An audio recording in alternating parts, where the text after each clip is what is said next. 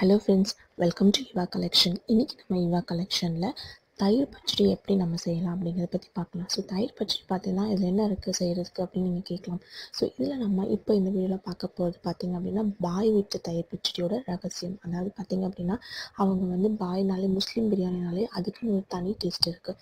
So அதே மாதிரி தான் நம்ம பிரியாணி நல்லா டேஸ்ட்டாக பண்ணிட்டு தயிர் பச்சடி நம்ம சரியில்லை அப்படின்னாலே அதோட பிரியாணியோட டேஸ்ட்டவே அது குறைச்சிடும். ஸோ தயிர் பச்சடியும் பார்த்திங்க அப்படின்னா நம்ம டேஸ்ட்டாக நல்லா இன்க்ரீடியன்ஸ்லாம் போட்டு பண்ணும்போது உங்களுக்கு பிரியாணிக்கு ஈக்குவலான டேஸ்ட்டு கொடுக்கும். ஸோ பாய் வீட்டிலலாம் பிரியாணிக்கு தயிர் பச்சடி எப்படி செய்கிறாங்க, அதை என்னென்னலாம் போட்டு செய்கிறாங்க அப்படிங்கிறத பற்றி நம்ம இப்போ தெரிஞ்சுப்போம். ஸோ இப்போ பார்த்திங்க அப்படின்னா நிறைய பேர் பிரியாணியில் மட்டும்தான் கான்சன்ட்ரேட் பண்ணுவாங்க. இதில் பார்த்திங்க அப்படின்னா தயிர் பச்சடியில் அவங்க கான்சன்ட்ரேட் பண்ண மாட்டாங்க.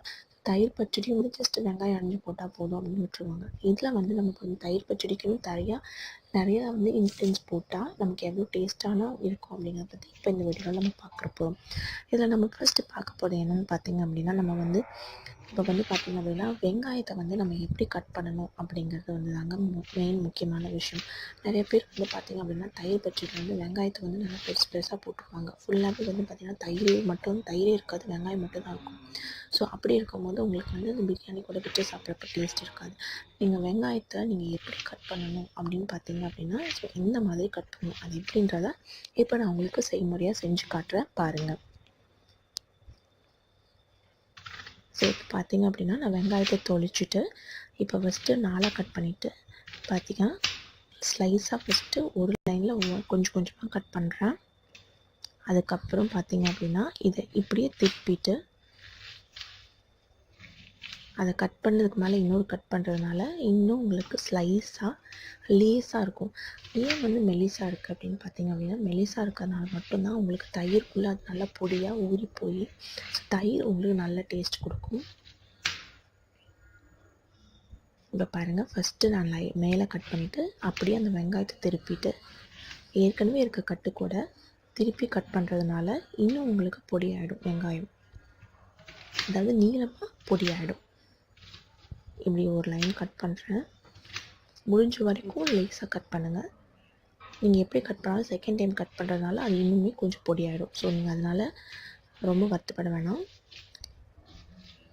கட் பண்ணது மேலே நான் இப்போ கட் பண்ணியிருக்கேன். ஸோ இப்போ பார்த்திங்க அப்படின்னா வெங்காயம் இந்த மாதிரி கட் பண்ணி வச்சாச்சு. ஓகேங்களா. இப்போ நம்ம தயிர் நமக்கு தேவையான அளவு தயிர் பச்சடிக்கு தயிர் எடுத்துட்டோம்.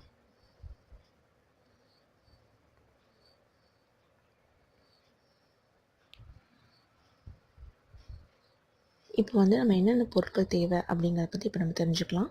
ஃபஸ்ட்டு தயிர் வேணும் நமக்கு. இது கூட பார்த்திங்கன்னா ஏற்கனவே நம்ம அரிஞ்சு வச்சுருக்க வெங்காயம். இங்கே வெங்காயம் நான் 3 அரிஞ்சு வச்சுருக்கேன்.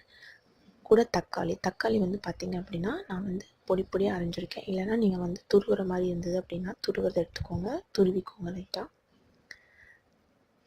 ஸ்லைஸ்டு கேரட்டை துருவி வச்சுக்கோங்க. நீங்கள் இப்போ நார்மலாக கத்தி வச்சு கட் பண்ணாமல் நமக்கு சீவருக்கு இருக்கு இல்லையா, அந்த கட்டர் மாதிரி அதில் துருவி வச்சுக்கோங்க. கருவேப்பிலை கொஞ்சம், கொத்தமல்லி தழை கொஞ்சம், பச்சை மிளகாய் வேணும்னா நீங்கள் போட்டுக்கோங்க. பட் காரம் வேண்டாம் அப்படின்னா நீங்கள் பச்சை மிளகாய் போட வேண்டாம்.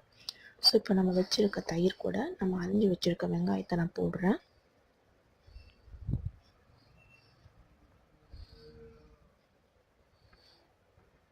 இது கூட பார்த்திங்கன்னா நம்ம கேரட் துருவி வச்சுருக்கோம், அதாவது ஸ்லைஸ் பண்ணி வச்சுருக்கோம்.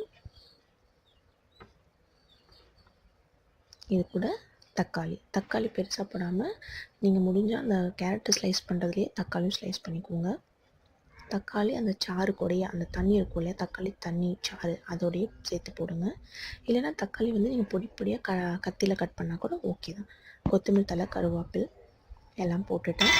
கூட நான் உப்பு போட்டுருக்கேன். உப்பு தேவைக்கேற்ப போட்டுக்கோங்க.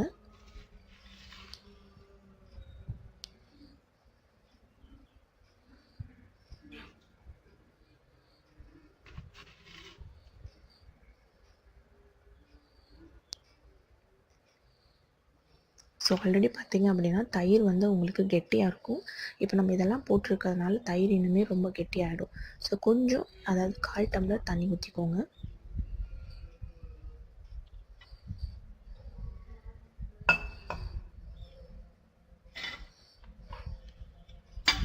இது எல்லாத்தையும் நல்லா மிக்ஸ் பண்ணி விட்டுக்கோங்க.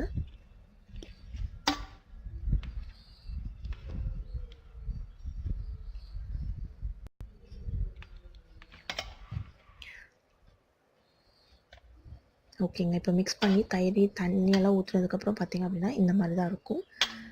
மோஸ்ட்லி வந்து எல்லோரும் பண்ணுற தப்பு என்னென்னா, பிரியாணி செஞ்சுட்டு கடைசியில் வந்து தயிர் பச்சடிக்கு வந்து நம்ம ரெடி பண்ணுவோம். ஸோ அப்படி பார்த்தீங்க அப்படின்னா வெங்காயம் நல்லா தயிரெல்லாம் ஊறி இந்த காய் இதெல்லாமே வந்து கேரட் இதெல்லாமே வந்து ஊறி இருக்காது. ஸோ தயிர் பார்த்திங்க அப்படின்னா வந்து பச்சையாகவே இருக்கும். உங்களுக்கு சாப்பிட்றதுக்கு பச்சை வாசனை அடிக்கிற மாதிரி இருக்கும். நீங்கள் என்ன பண்ணுறீங்கன்னா, பிரியாணி செய்கிறதுக்கு முன்னாடி முடிஞ்சால் நீங்கள் வந்து ஃபஸ்ட்டு தயிர் பச்சடி ரெடி பண்ணிவிடுங்க. அதுக்கப்புறம் நீங்கள் பிரியாணி செஞ்சுடுங்க. ஸோ இப்போ இதை ரெடி பண்ணியாச்சு, அவ்வளோதாங்க. ஸோ நீங்கள் பார்த்தீங்க அப்படின்னா இந்த தயிர் பச்சடி வந்து பார்த்தீங்க, இது ஒன்ஸ் நீங்கள் செய்ய ஆரம்பிச்சிட்டிங்க அப்படின்னா இந்த டேஸ்ட் உங்களுக்கு கண்டிப்பாக நாக்கில் ஓடிடும். ஸோ நீங்கள் எப்பவுமே பார்த்தீங்க அப்படின்னா தயிர் பச்சடி இந்த மாதிரி தான் நீங்கள் விரும்பி சாப்பிட ஆரம்பிப்பீங்க. ஸோ பாய் வீட்டு பிரியாணிலலாம் பார்த்தீங்க அப்படின்னா இந்த மாதிரி தான் அவங்க செய்வாங்க. அதாவது பார்த்தீங்க அப்படின்னா உங்களுக்கு பிரியாணியும் டேஸ்ட்டாக இருக்கும், கூடவே பார்த்தீங்க அப்படின்னா தயிர் பச்சடியும் இந்த லெவலுக்கு ஈக்குவலாக இருக்கிறதுனால உங்களுக்கு வந்து பிரியாணி ப்ளஸ் அந்த தயிர் பச்சடி இன்னும் டேஸ்ட்டாக உங்களுக்கு கொடுக்கும். ஸோ பிரியாணியோட டேஸ்ட்டில் வந்து பார்த்தீங்க அப்படின்னா நல்லா தயிர் பச்சடி ஊற்றி நல்லா சாப்பிட முடியும்.